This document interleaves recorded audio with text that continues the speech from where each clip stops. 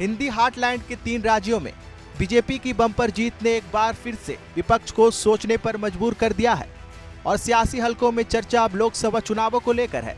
क्योंकि अगर हालात ऐसे ही रहे तो एक बार फिर केंद्र में मोदी सरकार होगी। बीजेपी की जीत से घबराए इंडिया गठबंधन ने 19 दिसंबर को दिल्ली में बैठक करने का फैसला लिया है। कांग्रेस नेता जयराम नरेश ने अपने एक्स हैंडल पर लिखा है, इंडिया की पार्टियों के नेताओं की चौथी बैठक मंगलवार 19 दिसंबर 2023 को नई दिल्ली में दोपहर 3 बजे से होगी।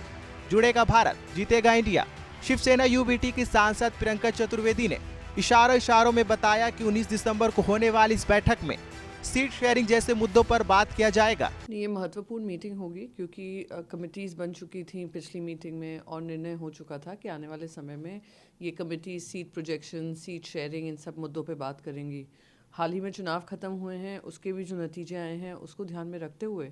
जो अर्जेंसी अब बनती है कि जनता के सामने एक अच्छा विकल्प बनकर हम उभरें, हम एकजुट होकर एजेंडा रखें, एक भाषा में सब बात करें, एक एजेंडा को लेकर चलें और साथ ही साथ सीट शेयरिंग पे चर्चा हो, वो टॉप मोस्ट लीडरशिप से ही हो सकती है हर राजनीतिक पक्ष की। तो ये आने वाली मीटिंग मैं मानती हूँ काफ़ी इम्पोर्टेंट है और देश के लिए, विपक्ष और सत्ता पक्ष के लिए जो चुनाव आएंगे उसको मैं मानती हूँ उसको एक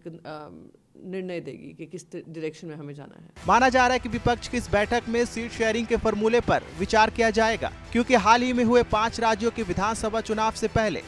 ना तो इंडिया गठबंधन के नेताओं की बैठक हुई